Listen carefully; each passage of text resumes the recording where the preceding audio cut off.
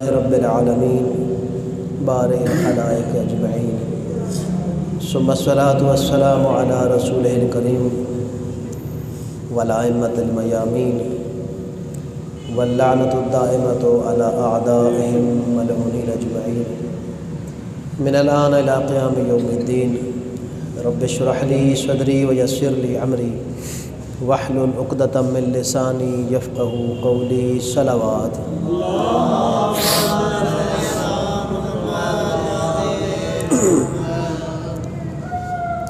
اس پوری کائنات میں اللہ رب العزت نے جتنی بھی چیزیں پیدا کی ہیں، جو بھی ذی روح اور غیر ذی روح خلق کیے ہیں،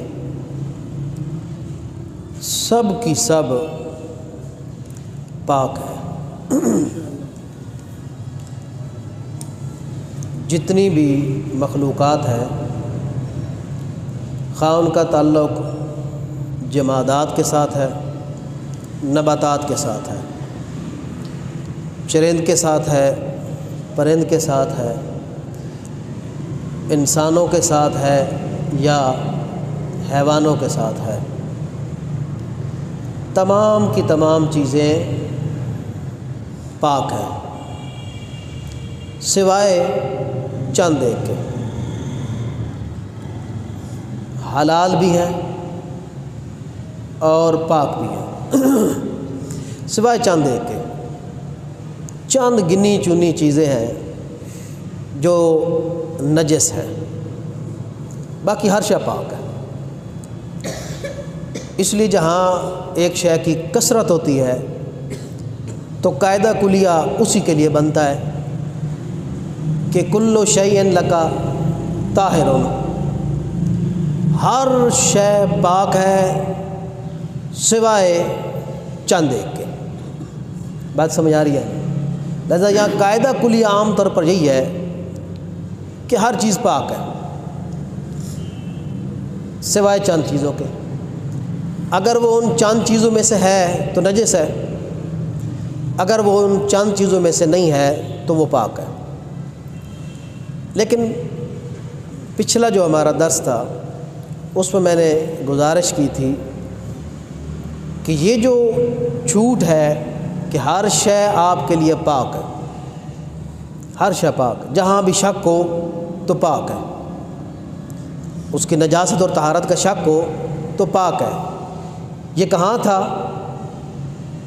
پچھلی مرتبہ میں نے گزارش کی تھی، جس کو علم ہو، جس کو نجاسات کا علم ہو، جس کو معلوم ہو کہ نجاسات کیا ہے، کیا نجس ہوتی ہے اور کیا نجس نہیں ہوتی، یہ معلوم ہو۔ لیکن اگر وہ لاؤبالی شخص ہے، اس نے معلوم ہی نہیں کیا، اس نے کتابوں کی طرف رجوع ہی نہیں کیا، یہ جھوٹ اس کے لیے نہیں ہے، اس کے لیے ہر شے نجس ہے۔ بات سمجھ آ رہی ہے نا؟ یہ جھوٹ یا یہ رعایت یہ اس کے لیے نہیں ہے کہ جس کو پرواہ ہی نہیں ہے کہ حلال کیا ہے، حرام کیا ہے، نجس کیا ہے، پاک کیا ہے۔ اللہ کی شریعت کے ساتھ اس کا آنا جانا ہی نہیں ہے، یہ اس کے لیے نہیں ہے۔ اس کے لیے ہے کہ مسئلہ معلوم کرو، اس کے لیے ہے کہ علم حاصل کرو، یا اس کو نجس ہی سمجھو۔ اب یہ دیکھیں کہ وہ جو جاہل ہے کتنی مشکل میں پڑ گیا۔ اب کائنات میں کوئی تھوڑی چیزیں ہیں، لاکھوں چیزیں ہیں، لاکھوں چیزوں کو میں سے جہاں جہاں اس کو شک پڑے گا کہ یہ پاک ہے یا نجس ہے، اس کو نجس سمجھنا پڑے گا، اجتناب کرے گا۔ لیکن جو آپ جیسے صاحبان علم و معرفت ہیں، جس طرح آپ ماشاءاللہ دلچسپی لے رہے ہیں مسائل کو سیکھنے کے لیے، تو آپ کہیں بھول جاتے ہیں۔ جو مسائل سیکھتا ہے، سمجھتا ہے، پڑھتا ہے، معلوم کرتا ہے، اس کو کہیں ڈاؤٹ ہو جاتا ہے کہ نجاسات تو کل اتنی ہے، پتہ نہیں یہ جو چیز ہے یہ نجس ہے یا پاک ہے۔ تو اگر شک اس کو ہے تو اللہ رب العزت نے اپنے دین کے طالب علم کو یہ چھوٹ دی ہے کہ تیرے لیے پاک ہے نا۔ علم کے فوائد کیوں میسم؟ علم کا فائدہ ہے نا، یہ جاننے کا فائدہ ہے، یہ اللہ تعالیٰ کی جانب سے اپنے طرف رجوع کرنے والوں کے لیے رعایت اور چھوٹ ہے۔ ہر چیز پاک ہے سوائے چند چیزوں کے۔ وہ چند چیزیں کتنی ہیں؟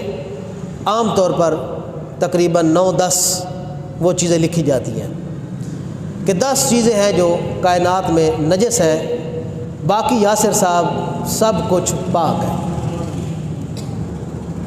یہ اعزاز ہے نا، مہربانی اللہ تعالیٰ کی۔ ہر چیز پر جو پابندی ہو مشکل ہے۔ عام طور پر پبلک جس کو چاہتی ہے وہ عام طور پر ممنوع ہو، تو پھر پبلک کے لیے کیا آسانی ہے یا مشکل ہے؟ مشکل ہے۔ اللہ رب العزت نے اپنی مخلوق کی ضروریات اور اس کی طلب کا یہ احساس کیا اور سہولت دی کہ بھائی سب کچھ آپ کے لیے پاک ہے۔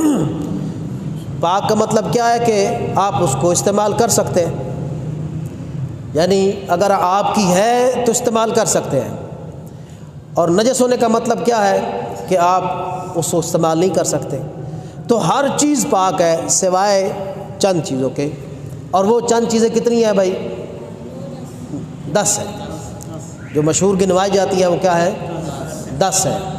نمبر 1 کیا ہے؟ پیشاب و پاخانہ۔ 2 چیزیں ہیں یہ۔ پیشاب و پاخانہ نجس ہے، نجاسات میں سے ہے۔ اب کون سا ہے میں تفصیل بتاتا ہوں۔ نمبر 2 کیا ہے؟ مادہ منویہ، خون، مردار، کافر، شراب، حرام کھانے والے جانور کا پسینہ، سور، کتا، آب ہو گئی ہے۔ 10 چیزیں ہوں گی۔ یہ صرف ہیں نجاسات۔ ان کے علاوہ اللہ کی اس کائنات میں ہر شے اے مومنو، اے مسلمانوں، آپ کے لیے پاک ہے۔ ٹھیک ہے جی۔ اب دیکھنا یہ ہے کہ کیا یہ پیشاب اور پاخانہ ہر ایک کے لیے نجس ہے؟ ہر ایک کا نجس ہے؟ تمام مخلوقات کا نجس ہے؟ اگر تو تمام مخلوقات کا نجس قرار دیا جائے تو اس میں بھی کچھ مشکل ہے۔ لہذا اگر ہم مخلوقات کی 3 اقسام کریں، انسان، پرندے اور دوسرے جانور، 3 چیزیں ہو گئی۔ انسان ہو گئے، پرندے اور جانور باقی۔ انسان چونکہ یہ حلال بھی کھاتا ہے حرام بھی کھاتا ہے، یہ تو آپ نکال دیں، اس کا پیشاب پخانہ دونوں نجس ہے، بغیر کسی بحث کے، بغیر کسی رولے رپے کے۔ یہ جناب علی چونکہ اس کو تو پرواہ ہوتی نہیں ہے، تو جو حلال بھی کھائے حرام بھی کھائے تو پھر چونکہ عقل مند ہے نا، صاحب علم ہے، عقل مند ہے، پھر دیندار ہے، اللہ کا کلمہ پڑھتا ہے، نبی اعظم کو اپنا نبی مانتا ہے، خاتم النبیین مانتا ہے، 14 معصومین کی امامت اور ولایت کا قائل ہے، پھر بھی یہ حرام کھاتا ہے، تو پھر اس سارے کو نجس ہونا چاہیے یا نہیں؟ اب جب اللہ تعالیٰ نے ہمیں پاک پیدا کر دیا تو ہم یہ جسارت تو نہیں کرتے کہ انسان سارے کا سارا نجس ہے، لیکن کم از کم یہ جو اس کی ہے نا بول و براز، یہ پاک نہیں ہو سکتے۔ لہذا انسان جو ہے اس کا پیشاب پخانہ کیا ہے؟ نجس ہے۔ اچھا، رہ گئے پرندے جی، چھوٹی سی مخلوق ہے، اس کی فکر نہیں ہے، اس کا شعور نہیں ہے، لہذا اس کا پاک اور صاف ہے۔ پرندوں کا پیشاب اور بیٹ وغیرہ جو ہے وہ پاک ہے۔ 2 چیزیں۔ نمبر 3 زیرو کون سے ہیں؟ باقی حیوانات۔ اب ان حیوانات میں دیکھنا ہے کہ کس کا پیشاب و پاخانہ پاک ہے اور کس کا نجس ہے۔ تو یہ جو جانور ہیں سارے، اب یہ ذہن میں رکھنا کہ انسان بھی نکل گئے، پرندے بھی نکل گئے، باقی اب حیوانات رہ گئے۔ کون کون سے؟ گھوڑا، خچر، گدھا، اونٹ، شیر، بلی، چوہا، ٹھیک ہے جی، یہ وغیرہ وغیرہ، گائے، بھینس، بکری، بھیڑ، مچھلیاں، یہ جانور بھی ہیں۔ ان میں سے کس کا پیشاب اور پاخانہ پاک ہے اور کس کا نجس ہے؟ تو ہم نے یہ دیکھنا ہے کہ ان سارے جانوروں میں سے کچھ جانور وہ ہیں جن کا گوشت کھانا حلال ہے، کچھ جانور وہ ہیں کہ جن کا گوشت کھانا حرام ہے۔ تو حرام گوشت جانور اور حلال گوشت جانور دو قسمیں ہو گئی۔ اسی طرح انہی جانوروں میں سے کچھ جانور وہ ہیں کہ جن کا خون جہندہ ہوتا ہے، اور کچھ جانور ایسے کہ جن کا خون جہندہ نہیں ہوتا۔ دو قسمیں ہو گئی، 2 + 2 4 قسمیں ہو گئی جانوروں کی۔ اس لحاظ سے حلال گوشت، حرام گوشت، جہندہ، غیر جہندہ کے لحاظ سے 4 قسمیں ہو گئی۔ اب یہ خون جہندہ کیا ہے؟ ہاں صحیح ہے، اگر اس کو ذبح کیا جائے اس جانور کو، تو اس کا خون اگر اچھل کے نکلے، تھوڑا پریشر کے ساتھ نکلے، فوارے کے ساتھ نکلے، یعنی کچھ نہ کچھ اس میں پریشر ہونا چاہیے۔ بس آپ کا پریشر تیز ہوتا ہے اگر صحت مند جانور ہے، ٹھیک ہے جی، اور بسا اوقات جانور اگر بیمار ہے تو پریشر ذرا کم ہوتا ہے، تھوڑا سا پریشر ہو صحیح، یہ خون جہندہ کہلاتا ہے۔ جہندہ نام یاد کرنے کی ضرورت نہیں ہے، معنی یاد رکھیں کہ کچھ جانور ایسے ہوتے ہیں اگر ان کو ذبح کیا جائے تو ان کا خون تھوڑا پریشر کے ساتھ اچھل کے نکلتا ہے، فوارے کے ساتھ نکلتا ہے، یہ خون جہندہ ہے۔ اور اگر اس طرح نہ نکلے، ذبح کرو اور ساتھ ہی بہہ جائے یا وہیں رہ جائے یا سمنا شروع کر دے، وہ خون جہندہ نہیں ہے۔ تو جانور کی ہوئی 4 قسمیں: حلال گوشت پلس خون جہندہ، حلال گوشت پس غیر جہندہ نہیں ہے، حرام گوشت پلس جہندہ، حرام گوشت پلس غیر جہندہ۔ اس طرح ہوگی ہمارے پاس 4 قسمیں، ٹھیک ہے جی۔ اب آئے پہلی قسم کی طرف۔ حرام گوشت ہے پہلی قسم، حرام گوشت ہے اور خون جہندہ ہے، سمجھ آ رہی بات کیجیے؟ حرام گوشت خون جہندہ ہے، اس کا پیشاب و پاخانہ نجس ہے، ٹھیک ہوگا جی۔ اب حرام گوشت کی مثال کیا میں نے وہاں ذرا لکھی ہوئی ہے، مثلا خرگوش ہے، بلی ہے، چیتا ہے، شیر، چوہا، اور بھی اس طرح کے باقی جانور جو بھی درندے ہیں، چیرنے پھاڑنے والے جو درندے شمار کیے جاتے ہیں، کتا سور علیحدہ آ جائیں گے، ان کے علاوہ جو بھی درندہ ہے، شیر، چیتا، یہ نجس ہے۔ ان کا گوشت کھانا بھی حرام ہے، اور جب ان کو ذبح کیا جائے تو خون اچھل کے نکلتا ہے۔ تو لہٰذا جن کا پیشاب اور پاخانہ دونوں نجس ہیں، پیشاب بھی پاخانہ بھی دونوں نجس ہیں، اس کی کیا خصوصیت ہے؟ اس کی خصوصیت کیا کون سے جانور ہونا چاہیے؟ جس کا گوشت کھانا حرام پلس خون جہندہ ہو، گوشت کھانا حرام اور اس کا خون جہندہ، اس کا پیشاب بھی پخانہ بھی نجس۔ اب بتائیں جو بلی پال افراد ہیں، ہاں جی، مرغی پال نہیں، بلی پال، تو یہ بلی جناب علی، اس کا گوشت بھی حرام ہے، اس کا خون جہندہ بھی ہے، لہٰذا اس کا پیشاب پخانہ نجس ہے۔ یہ ایک ہوگا جی۔ خرگوش آپ کے سامنے، طابق خرگوش کا گوشت حرام ہے، ابنائے عامہ کے ہاں خرگوشت حلال ہے، لیکن ہمارے ہاں، یعنی ہمارے ہاں سے کیا مراد؟ فقہ اہل البیت علیہ السلام میں، اہل البیت علیہ السلام نے خرگوشت کے گوشت کو حرام قرار دیا ہے، لہٰذا اس کا گوشت بھی حرام ہے، اور جب ذبح کیا جائے تو اس کا خون جہندہ ہے، لہٰذا اس کا پیشاب اور پخانہ نجس۔ ٹھیک ہوگا جی۔ یہ پہلا کلیہ تھا کہ جس کی دونوں ہی چیزیں یہ ناپاک ہیں، نجس ہے۔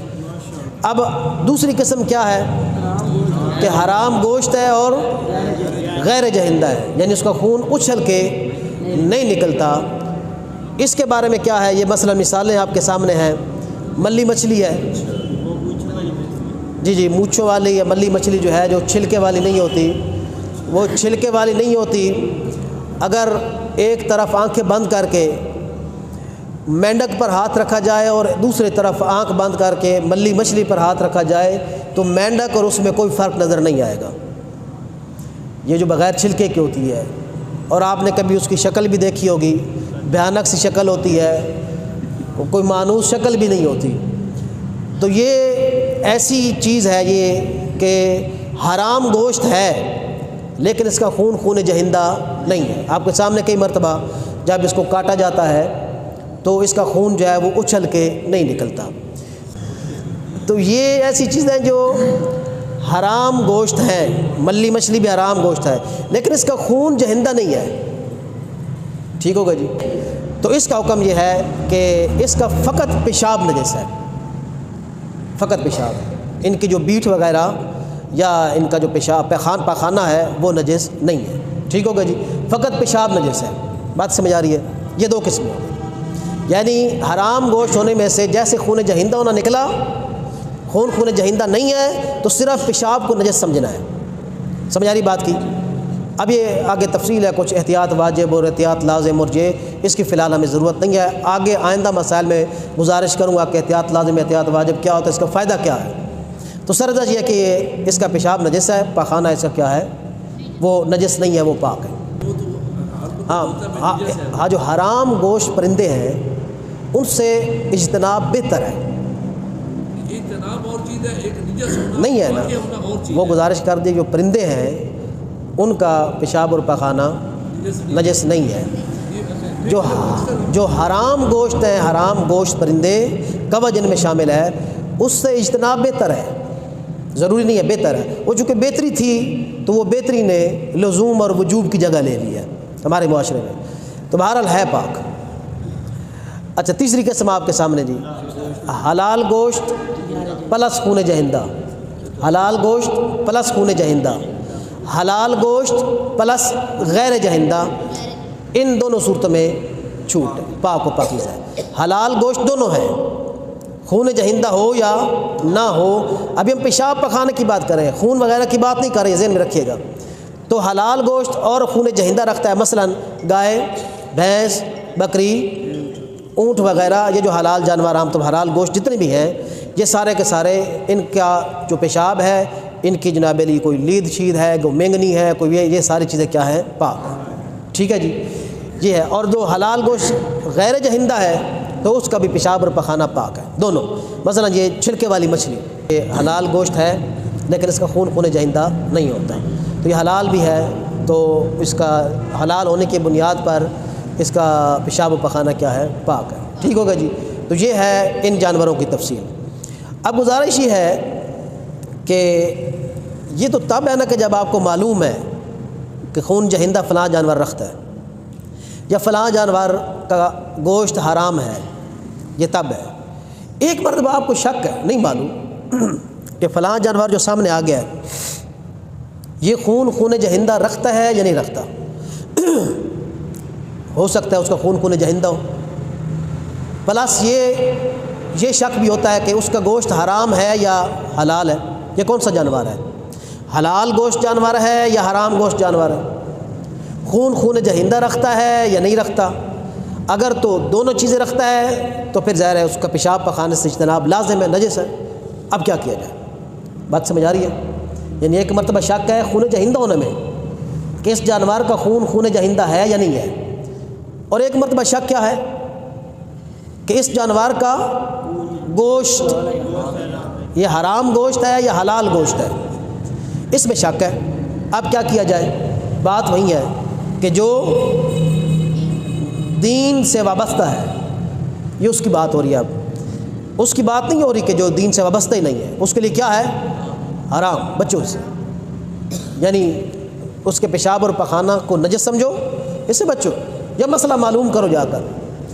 جو بندہ دین سے وابستہ ہے اس کو معلوم ہے چیزیں، پھر وہ بھول گیا ہے یا مشکوک ہو گیا، سمجھ نہیں آ رہی کہ یہ کیا چیز ہے، جس طرح پیچھے میں نے مسئلہ بیان کیا تھا کہ یہ جو مچھلی ہے یہ اس کا خون ہے یا گائے بھینس کا خون ہے یا مرغی کا خون ہے، ایک پاک ہے ایک نجس ہے، یا یہ رنگ، یہ جو سرخی ہے کیا یہ رنگ ہے یا خون ہے تو خون بھی وہ جو نجس ہوتا ہے، تو یہاں مشکوک، اس کو پتہ ہے کہ خون نجس ہوتا ہے، اس کو معلوم ہے کہ مچھلی کا خون پاک ہوتا ہے، اس کو معلوم ہے، لیکن ابھی ڈاؤٹ ہے چیز میں کہ یہ کون سا ہے، تو چھوٹ اس کے لیے ہے، لیکن جس کو پرواہ نہیں، پتہ ہی نہیں ہے، تو اس کے لیے چھوٹ نہیں ہے۔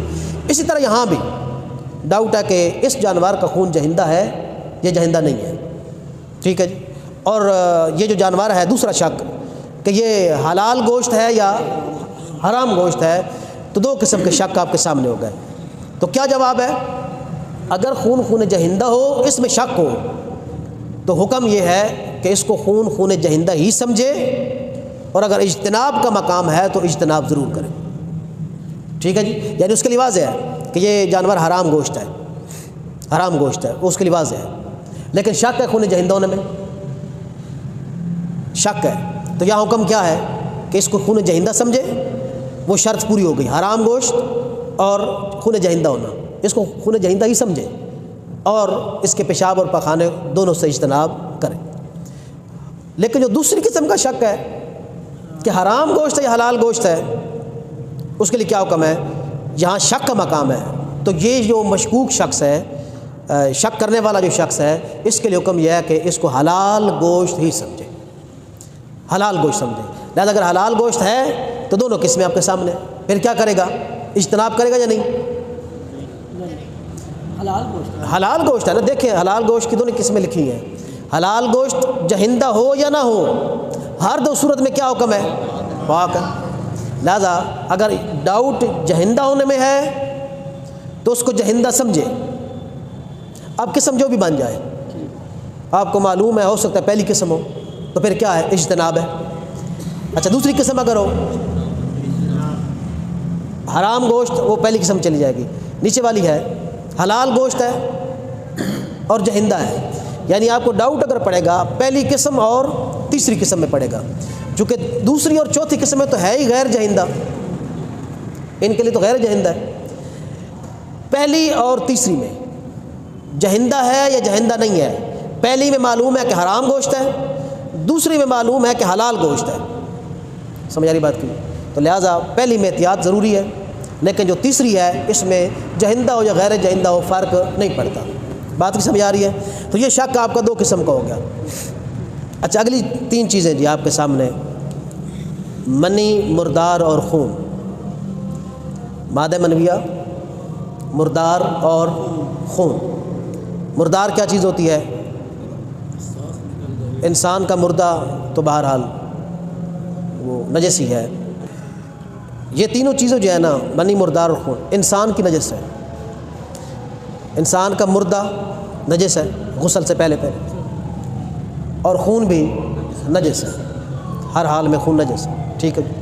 مادہ منویہ بھی نجس ہے، یہ انسان کی بات ہے۔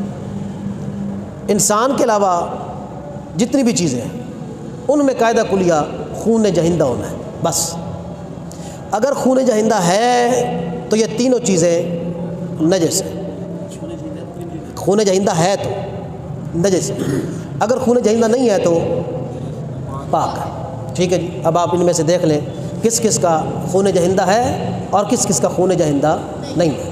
تو ان تین چیزوں کے لیے ایک ہی چیز ہے، انسان کے علاوہ، انسان کی تینوں چیزیں نجس ہیں، بات سمجھ آ رہی ہے نا؟ انسان کی تینوں چیزیں نجس ہیں،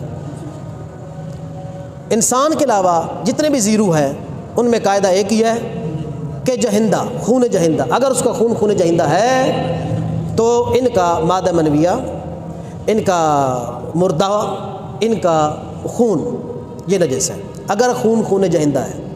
لیکن اگر خون جہندہ نہیں ہے تو پھر تینوں چیزیں کیا ہے؟ یہ پاک ہے، بات کو سمجھ آ رہی ہے جی؟ تو جو مچھلی ہے، مثلا مثال کے طور پر مچھلی ہے، یہ جو حلال مچھلی ہے، چھلکے والی حلال ہے، یہ اگر پانی سے باہر، پانی کے اندر مر جائے، مری ہوئی پکڑیں، بھائی کھانا تو حرام ہے، لیکن کیا یہ نجس ہے یا نہیں ہے؟ کیوں؟ ہاں، اس کا خون جہندہ نہیں ہے، ٹھیک ہے جی۔ اسی طرح اگر مرغی آپ کو چلی ہوئی رستے سے مل جائے، لیکن وہ حلال طریقے سے ذبح نہ کی گئی ہو، حلال طریقے سے ذبح نہ کی گئی ہو، اب اس مرغی کو گیلا ہاتھ لگایا جائے تو کیا ہاتھ نجس ہوگا یا نہیں ہوگا؟ ہوگا۔ کیوں؟ اس کا خون خون جہندہ ہے۔ تو جس چیز کا خون خون جہندہ ہے، اس طرح مری ہوئی بھیڑ ہے، ٹھیک ہے جی، مری ہوئی گائے ہے، یہ بھی نجس ہے۔ کیوں؟ چونکہ ان کا بھی خون خون جہندہ ہے، اگرچہ حلال گوشت ہے۔ کتا صورت بدرجہ اولا نجس ہوئے، لہٰذا نہیں، مردار کا مطلب کیا ہے بھلا؟ کہ جس کو جو حلال جانور ہے اور اس کو شرعی طریقے سے ذبح نہیں کیا گیا، مر گیا ہے، یا وہ خود بخود مر گیا ہے، یا اس کو ذبح کیا گیا ہے تو شرعی طریقے سے ذبح نہیں کیا گیا، وہ مردار ہے۔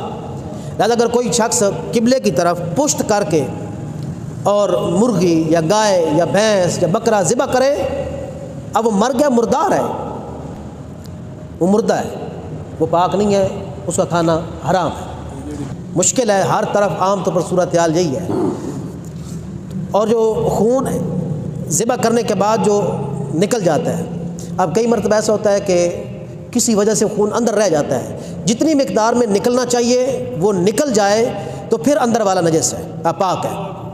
لیکن اگر کسی وجہ سے وہ خون نہ نکلے سارا تو پھر اندر والا خون نجس ہے۔ کئی مرتبہ ہوتا ہے کہ ذبح کیا تو جانور کا جو ذبح والی جگہ ہے اس کو اونچا کر دیا یا جلدی اٹھا دیا تو وہ خون پیچھے ریورس ہو جاتا ہے، تو پھر یہ نجس ہے، یہ نجس ہے۔ شرط یہ ہے کہ جتنا نکلنا چاہیے وہ نکل جائے، ٹھیک ہے جی۔ تو یہ ہو گیا 3 چیزیں، منی، مردار اور خون۔ اب رہ گیا کتا اور سور، نجس ہے، ٹھیک ہے جی۔ اسی طرح حرام خور جانور کا پسینہ بھی نجس ہے، احتیاط واجب ہے بہرحال، تو نجس ہے۔ کافر، کافر ہوتا کون ہے؟ پہلی بات یہ ہے، کافر کہتے کس کو ہے؟ نمبر 1 یہ ہے کہ جو کسی دین پر ایمان نہیں رکھتا، کسی دین کا قائل نہیں ہے، لا مذہب ہے، لا دین ہے، کوئی مذہب نہیں ہے اس کا، نہ اسلام، نہ عیسائیت، نہ یہودیت، کوئی اس کا مذہب ہے ہی نہیں، یہ بھی کافر ہے، ٹھیک ہے جی، کافر شخص ہے۔ ایک کافر وہ ہے کہ جس کا دین ہے لیکن دین اسلام نہیں ہے، مثلا عیسائی، یہودی، ہندو نہیں، ہندو کتابی کافر نہیں۔ تو یہ جو دین والے ہیں، دین والے آسمانی دین، مراد یہ ہے کہ آسمانی دین، گھر کا دین نہیں۔ اب وہ جو لا مذہب ہے وہ کہتے ہیں کہ لا مذہب ایک دین ہے، وہ بھی اپنے آپ کو ایک انہوں نے اپنا دین بنایا ہوا ہے۔ دین سے ہماری مراد کیا ہے؟ آسمانی ادیان۔ آسمانی ادیان جو معروف ہیں وہ 4 ہیں، عیسائیت، یہودیت، عیسائیت، مجوسیت اور اسلام۔ یہ آسمانی دین ہیں آسمانی دین، لیکن یہ جو دین ہے اسلام کے علاوہ سب کے سب منسوخ ہو گئے، ختم ہو گئے، ان کا وقت گزر گیا۔ لہذا ابھی تک جو اسلام نہیں لایا، پیغمبر اکرم کو اس نے اپنا نبی نہیں مانا، بات سمجھ آ رہی ہے؟ وہ خواہ عیسائی ہے، یہودی ہے، مجوسی ہے، زرداشت ہے، جو بھی ہے، وہ کافر ہے، وہ کافر ہے۔ ہندو کافر ہے، سکھ کافر ہے، بات سمجھ آ رہی ہے؟ اسی طرح ایک بندہ مسلمان ہے تو مسلمانوں میں بھی کافر ہیں، عجیب بات، وہ مسلمان اور کافر ہو۔ مطلب یہ ہے کہ اسلام کا کلمہ تو اس نے پڑھ لیا، لیکن اس نے اسلام کی بعض ایسی چیزوں کا انکار کیا ہے جس پر تمام مسلمانوں کا اتفاق ہے کہ یہ ہے۔ مثال کے طور پر ختم نبوت، سب مسلمان قائل ہیں کہ اب نبوت کا سلسلہ ختم ہو گیا، اب نبی نہیں آنے والا۔ اب اگر کوئی یہ قائل ہو جائے کہ نہیں بھائی فلاں شخص نبی ہے، فلاں شخص نبی ہے، تو وہ ختم نبوت کا قائل تو نہ ہوا، وہ کافر ہے۔ اگر ثابت ہو جائے، شرط یہ ہے کہ ثابت ہو جائے، ثابت ہو جائے کہ وہ ختم نبوت کا منکر ہے، کسی اور بندے کو نبی کہتا ہے اس زمانے میں، وہ کافر ہے۔ لیکن ایک شخص مسلمان ہے، پہلے مسلمان تھا، مسلمان ہونے کے بعد شک پڑا ہے کہ وہ کافر ہے یا نہیں، شک ہے تو وہ کافر نہیں ہے، شک ہے، شک ہے۔ شک کی صورت میں چونکہ وہ مسلمان ہے تو اس کی سابقہ حالت کو باقی رکھا جائے گا، اس کو مسلمان سمجھا جائے گا۔ شک کی حالت میں کسی پر بھی کفر کا فتویٰ لگانا جائز نہیں ہے، اور اسلام کے اگر آثار اس میں پائے جاتے ہیں اور اپنے کفر کا اظہار نہیں کرتا، مسلمان ہے۔ اسلام نے تو حتیٰ یہ کہا ہے کہ جو شخص بھی، قرآن کی آیت ہے، جو شخص بھی تمہیں صرف سلام کہہ دے تو اس کو نہ کہو کہ تو مسلمان نہیں ہے، اس کو یہ نہ کہو کہ مسلمان نہیں ہے۔ سلام اسلام کا شعار ہے نا، سی بات، سلام اسلام کی پہچان ہے، لہٰذا جو اسلام کی پہچان کو ختم کرنے کی کوشش کرے وہ بھی کوئی معقول شخص نہیں ہے، کافر تو نہیں ہے۔ اسلام کی جگہ پر السلام علیکم کی جگہ پر اس نیت سے کہ اس السلام علیکم کی جگہ پر کوئی اور فکر آ جائے، کوئی اور فکر آ جائے تو اس نے اسلام کے ساتھ زیادتی کی ہے، اسلام کی شعار کو تبدیل کرنے کی کوشش کی ہے، اسلام کی شعار کو۔ بات سمجھ آ رہی جی؟ تو لہذا سلام بہت بڑی چیز ہے۔ تو جب تک اسلام اس کا اظہار نہیں کرتا، ضروریات دین اس کو کہتے ہیں، یعنی وہ چیز کہ جس پر مسلمانوں کا اتفاق ہے، نماز اتفاق ہے، روزہ اتفاق ہے، ٹھیک ہے جی، عورت کا پردہ کرنا واجب ہے، اس پر اتفاق ہے سب کا۔ جو بے پرد خواتین ہیں وہ یہ نہیں کہتی کہ وہ جائز ہے بے پردگی، ایک منٹ، جو انکار کرے گا تو کافر ہے، انکار کرے گا، لیکن شرط یہ ہے، ایک شرط یہ ہے، بات بلا کیا ہے، نقطہ بلا کیا ہے کہ جو بندہ ضروریات اسلام کا انکار کرے، ضروریات اسلام کیا ہے بلا، آخر میں بیٹھنے والے، ضروریات اسلام میں نے کیا کہا کہ جس پر تمام مسلمانوں کا اتفاق ہے، فروع دین ہو یا اصول دین ہو، کوئی فرق نہیں ہے، عام مسائل ہوں، وضو کی کلی کرنا ہی کیوں نہ ہو، ناک میں پانی ڈالنا ہی کیوں نہ ہو، عام مسائل ہوں یا عقیدے کا مسئلہ ہو، مسلمانوں کا جس مسئلے پر عقیدے کا یا غیر عقیدہ اتفاق ہے اس کو ضروریات اسلام کہتے ہیں۔ اب جو بندہ ضروریات اسلام میں سے کسی مسئلے کا منکر ہو گیا تو یہ شخص کافر ہے، اس شرط کے ساتھ، یہ شرط ضروری ہے، اس شرط کے ساتھ کہ اس کے انکار سے پیغمبر اکرم کی تکذیب، ان کو جھٹلانا لازم آئے۔ وہ کب ہوگا؟ مثلا یہ کہ اس کو معلوم ہے کہ پیغمبر اکرم نے فرمایا کہ حجاب کرنا واجب ہے، اس کو معلوم ہے، لیکن میں نہیں مانتا، وہ کہتا ہے میں نہیں مانتا کوئی واجب شاجب نہیں، حتیٰ میں نے کلی اور ناک کی بات کی ہے، اگر اس کے نزدیک ثابت ہے کہ وضو میں ناک میں پانی ڈالنا 3 مرتبہ مستحب ہے، اگر اس کو معلوم ہے کہ پیغمبر اکرم کی حدیث ہے، پھر بھی کہتا ہے میں نہیں مانتا، تو یہ جو ضروریات اسلام پلس پیغمبر اکرم کو جھٹلانا، ان دو چیزوں کی وجہ سے وہ شخص دائرہ اسلام سے خارج ہو جاتا ہے۔ آج کے زمانے میں اس کو کیسے کنفرم ہو سکتا ہے کہ رسول خدا نے یہ بات کی تھی اور اس کو کوئی یقین ہو؟ کنفرم کا اطمینان بات ہے نا، اطمینان کے جس طرح باقی طریقے ہیں، آپ نماز، اپنی تحقیق ہے کہ انہوں نے کہا ہی نہیں اس طرح، اگر وہ مطلب ہاں یہ تو واضح بات ہے نا کہ اگر تو انکار اس لیے کرتا ہے کہ اس کو علم ہی نہیں ہے، اس کے پاس پیغمبر اکرم کی احادیث پہنچی نہیں ہے، یا اس نے تحقیق کی ہے ساری روایات اس کو ضعیف لگی ہیں مثلا، یا مخالفین نے اس کے ذہن میں کچھ ایسے شبہ ڈال دیے ہیں، وہ شبہ رکاوٹ بن رہے ہیں بات کو سمجھنے یا ماننے سے، یہ پھر کافر نہیں ہے۔ مثال کے طور پر کوئی شخص نماز کا انکار کرتا ہے، اور نماز کا انکار کرتا ہے، اس کے سامنے احادیث قرآن کی آیتیں رکھی جاتی ہیں، وہ کہتا ہے بھائی قرآن کی جو آیت ہے یہ تو جناب یعنی عربی میں ہے اور اس کا یہ معنی بھی بنتا ہے، جس طرح آپ نماز پڑھتے ہیں اس کا فلاں فلاں معنی بھی تو بنتا ہے نا، آپ پھر اس کو کیسے مطمئن کریں گے؟ حدیث رسول سے۔ آپ اس کے سامنے روایات لے کے آئیں گے، معصومین کا کردار لے کے آئیں گے، وہ یہ کہے گا کہ جناب یہ تمہاری گھڑی ہوئی باتیں ہیں، یہ روایت بھی ضعیف ہے، وہ بھی ضعیف ہے، یہ کردار ضعیف ہے، وہ سیرت ضعیف ہے۔ یعنی میرے نزدیک معصومین کا اس طرح کرنا اور کہنا ثابت نہیں ہے۔ اگر کوئی یہ شبہ لے کر انکار کر دے وہ مسلمان ہے۔ کوئی جانتے ہوئے کہ پیغمبر اکرم نے فرمایا بھی ہے، کیا بھی ہے، روایات بھی صحیح ہے، اور کوئی اور شبہ رکاوٹ سمجھنے میں نہیں ہے، یہ شخص کافر ہے۔ بات سمجھ آ رہی ہے؟ تو لہٰذا کفار کی چند قسمیں ہو گئی۔ ان میں سے اگر ہم تقسیم کریں تو دو قسمیں نکلتی ہیں بنیادی، کتابی کافر اور غیر کتابی کافر۔ یہ سب کافر ہیں۔ اس طرح مثال ایک غالیوں کی بھی ہے، ناسبی کی بھی ہے۔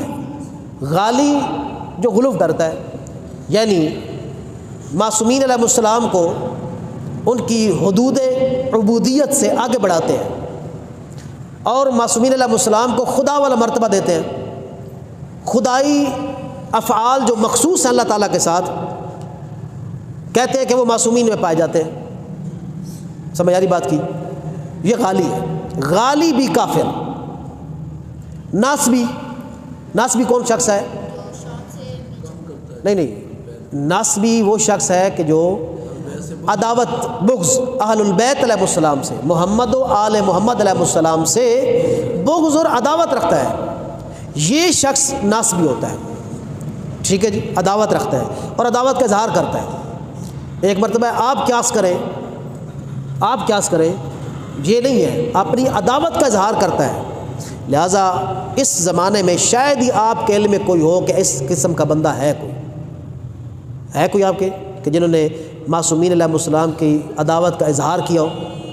ہمارے علم میں نہیں ہے۔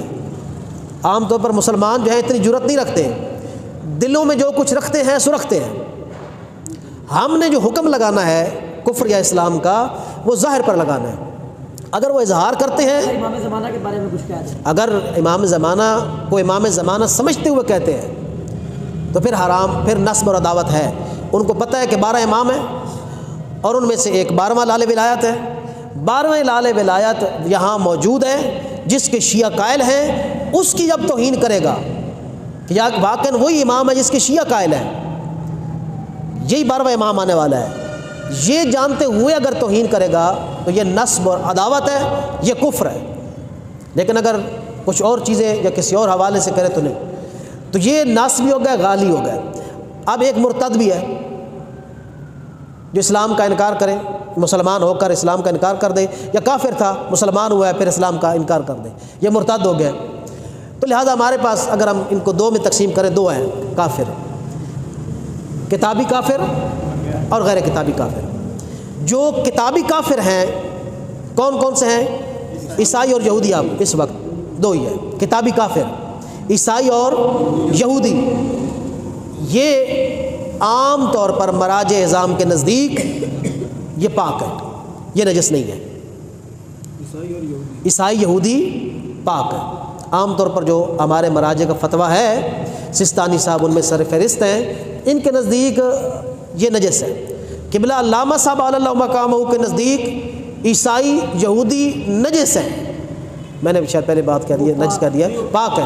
سستانی صاحب کے نزدیک پاک ہے، مشہور فتویٰ پاک ہونے کا ہے۔ لیکن علامہ صاحب قبلہ علی اللہ مقامہ کے نزدیک عیسائی اور یہودی نجس ہے۔ لہذا اگر گیلا ہاتھ ان کے ساتھ لگ جائے گا یا ان کا گیلا ہاتھ آپ کے کپڑوں پر لگ جائے گا تو کپڑے نجس ہیں، ہاتھ نجس ہیں۔ لیکن سستانی صاحب کے نزدیک کیا ہے؟ پاک ہے۔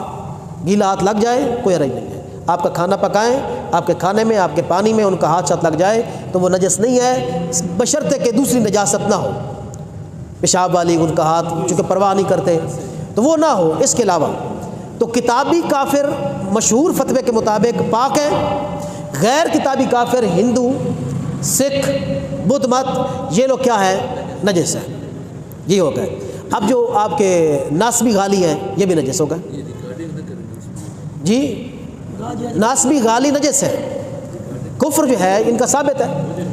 ان کی نجاست ہے۔ اب جو ہے مرتد، اس نے اسلام چھوڑ دیا ہے، پورا اسلام ہی چھوڑ دیا ہے، یہ مرتد ہو گیا ہے، اس کے بارے میں کیا حکم ہے؟ شیعہ تھا خدا نخواستہ، اس نے اصلاً اسلام کا انکار، سنی تھا اسلام کا انکار کر دیا، مرتد ہو گیا، تو یہ کدھر جائے گا؟ اس کا دیکھا جائے گا کہ اگر ارتداد کے بعد یہ کتابی کافر بنا ہے تو اس پر کتابی کافر والا حکم لگایا جائے گا، پاک ہوگا، اور اگر یہ ارتداد کے بعد غیر کتابی ہو گیا ہے، غیر دین لا دین ہو گیا ہے، تو اس پر پھر وہ حکم لگایا جائے گا، یعنی کیا یہ ہے، اس کو نجس شمار کیا جائے گا۔ اور باقی جو غالی وغیرہ ہیں یہ آپ کے سامنے ہیں کہ شراب نجاسات میں سے ایک ہے، نجاست ہے، شراب نجاسات میں سے ایک نجاست ہے۔ شراب عام طور پر جو انگور کی شراب ہوتی ہے، جس کو شراب کہتے ہیں، یہ اس میں نشہ بھی ہوتا ہے، یہ نجس بھی ہے حرام بھی ہے، نجس بھی ہے اور حرام بھی ہے۔ باقی جتنی بھی مست آور چیزیں ہیں، نشہ آور وہ پاک تو ہیں، لیکن ان میں سے اکثر جو نشہ آور چیزیں ہیں بلکہ ساری، ان کا استعمال کرنا حرام ہے۔ حرام اور چیز ہے، پاک اور نجس ہونا یہ اور چیز ہے۔ شراب نجس بھی ہے حرام بھی ہے۔ یہ جو ہے نا مست آور، نشہ آور جتنی چیزیں ہیں، نشہ آور چیزیں جو انسان کو مست کر دیتی ہیں، مست کا مطلب کیا ہے کہ آپ کے ذہن پر قبضہ کر لیتی ہیں، نہیں سمجھ آپ کیا کہہ رہے ہیں، اس کی بات کر رہا ہوں۔ نشہ آور وہ چیزیں، وہ نہیں جو آپ کہہ رہے ہیں، نشہ آور چیزیں کہ جو انسان کے دماغ پر قبضہ کر لیتی ہیں اور انسان کو نہیں سمجھ کیا کہہ رہا ہے، کدھر ہے، کس حال میں ہے، یہ اس کی بات کر رہا ہوں۔ یہ نشہ آور چیزیں یہ نجس نہیں ہے، یہ نجس نہیں ہے، بات سمجھ آ رہی ہے؟ مثال کے اوپر چرس ہے، یہ نجس نہیں ہے لیکن اس کا استعمال کیا ہے، حرام ہے، ٹھیک ہے جی۔ اب آپ کی بات یہ کہ یہ جو دوائیوں وغیرہ میں ہے تو یہ الکحل ہوتی ہے۔ الکحل ایک وہ ہے، 3 قسم کی ہے۔ ایک وہ ہے کہ جو عام طور پر یہ چیزیں بنانے میں، یہ کلر میں، یہ پینٹ میں استعمال ہوتی ہے، ایک یہ ہے پاک ہے، کھانا حرام ہے، پاک ہے۔ ایک وہ ہے کہ جو آپ کی دوائیوں میں استعمال ہوتی ہے، یہ بھی پاک ہے، پاک بھی ہے، اس کا استعمال بھی حلال ہے، جائز ہے، جو آپ کی دوائیوں میں استعمال ہو رہی ہے۔ دوائیوں میں استعمال ہونے والے الکحل جتنی بھی ہے ساری ٹھیک ہے، چاہیے جی۔ اس کے علاوہ جو الکحل شراب سے بنائی جاتی ہے وہ حرام ہے، وہ حرام ہے، نجس نہیں ہے، حرام، اس کا استعمال حرام ہے۔ عام طور پر جو دوائیوں میں استعمال کی جاتی ہے وہ حلال بھی ہے اور پاک بھی ہے۔ اچھا، انگور جو ہے، انگور کا رس، انگور کا دانہ، کھجور، کشمش، منقع، اس کے بارے میں کیا حکم ہے؟ اگر یہ بوائل ہو جائے، پانی میں ابل پڑے، تو پہلی چیز ہے انگور کا رس، انگور کا رس اور انگور کا دانہ۔ اگر انگور کا رس بوائل ہو، ابل پڑے، بات سمجھ آ رہی ہے، یا دانہ بھی ابل پڑے، تو یہ پاک ہے، پاک ہے، لیکن کھانا پینا حرام ہے، بات سمجھ آ رہی ہے، اگر بوائل ہو جاؤ تو۔ لیکن اگر بوائل ہو کر شراب بن جائے، بوائل ہو کر شراب بن جائے تو شراب ہو گئی، پھر نجس بھی ہے، حرام بھی ہے۔ کھجور اور کشمش اور مرکہ، یہ جو آپ کئی مرتبہ حلوے میں ڈالتے ہیں، میٹھوں چیزوں میں ڈالتے ہیں، کھجور، کشمش، یہ اگر بوائل ہو جاتے ہیں تو پاک بھی ہیں اور ان کا کھانا بھی جائز ہے۔